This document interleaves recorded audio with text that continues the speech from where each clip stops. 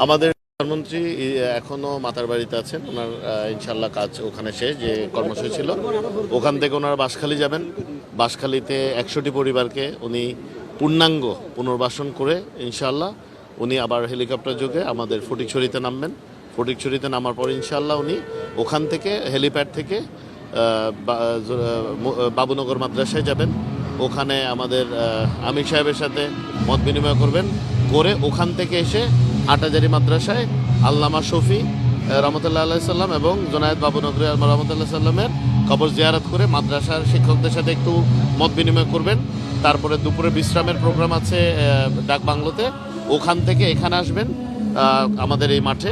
এখানে এসে 30টি পরিবারকে দলের পক্ষ থেকে পূর্ণাঙ্গ পুনর্বাসনের ব্যবস্থা করা হচ্ছে এবং 15 জন বিশেষ চাহিদা সম্পন্ন ব্যক্তিকে ওনার পক্ষ থেকে কিছু অনুদান দেওয়া হচ্ছে। এটা একটি আমাদের দলের আয়োজিত প্রোগ্রাম। এটাতে উনি প্রধান অতিথি হিসেবে উপস্থিত থাকবেন।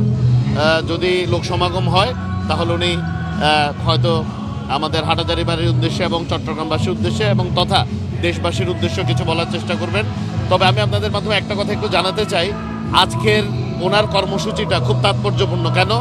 যেমন উনি প্রধানমন্ত্রী বাংলাদেশের, উনি সরকারের পক্ষ থেকে মানুষকে সাহায্য সহযোগিতা করছেন, উনি আবার বিএনপি চেয়ারম্যান হিসেবে দলের পক্ষ থেকেও মানুষকে সাহায্য সহযোগিতা করছেন। আমি মনে করি বাংলাদেশের রাজনীতিতে এটি একটি নতুন দৃষ্টান্ত উনি স্থাপন করলেন। আমাদের সাথে আমাদের মাননীয় প্রধানমন্ত্রীর গবেষণা কর্মকর্তা, বিএনপি নির্বাহী কমিটির আমাদের অন্যতম সদস্য যিনি দপ্তরে দায়িত্বপ্রাপ্ত সাত্তার পাটোয়ারি সাহেব, আমাদের ছাত্রদলের সেন্ট্রালের সেক্রেটারি নাসিরুদ্দিন নাসির সহ অনেক কেন্দ্রীয় নেতৃবৃন্দ আছেন, আরও আসছেন। আমরা সকলকে হাটাজারিতে শুভেচ্ছা এবং অভিনন্দন জানাচ্ছি।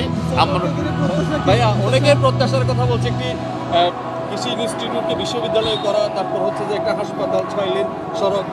আপনাদেরকে আমি একটা কথা আবার পরিষ্কার করে বলি, যেটা গত রাত্রে বলেছি, আমাদের মাননীয় প্রধানমন্ত্রী প্রতিটি এলাকা সম্পর্কে অত্যন্ত সুগভীর পরিকল্পনা এবং ওনার অনেক ডেপথওয়ালা রিসার্চ আছে, মানে অনেক গভীরে উনি এগুলো নিয়ে রিসার্চ করেছেন।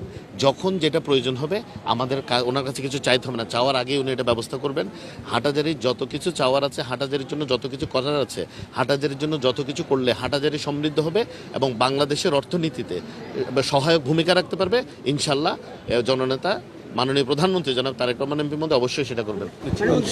দুটি মন্ত্রণ দায়িত্ব দিয়েছে তারেক রহমান, এবার আসলে কৃষি ইনস্টিটিউটকে যদি বিশ্ববিদ্যালয়ে রূপান্তরিত করে তাহলে প্রফেশনাল সেই দাবি কি পূরণ হবে? কৃষি ইনস্টিটিউট বিশ্ববিদ্যালয় আমি আবারও বলি, মাননীয় প্রধানমন্ত্রীর কাছে দাবি করার আগে সবসময় আমরা সব কিছু পাই। যেমন আনোয়ারার যে চাইনিজ ইপিজেড উনি করেছেন, এটা আনোয়ারাবাসী দাবি করার আগেই উনি এটা করে দিয়েছেন 18 বছর পরে, এবং যেখানে ওরা বলেছিল 3 থেকে 4 বছর লাগবে ওপেনিং করতে, মাননীয় প্রধানমন্ত্রীর পরামর্শে ওনারা এটা 18 মাসে অপারেট করার শুরু করবেন এই প্রত্যয় ব্যক্ত করেছেন।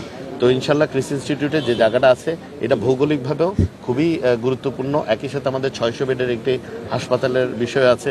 এখানে অনেক বড় একটি পয় নিষ্কাশন শোধনাগারের একটা প্রকল্প চলছে আমি আশা করি, এবং আমাদের আরেকটা উপজেলার ব্যাপারে আলাপ আলোচনা চলছে।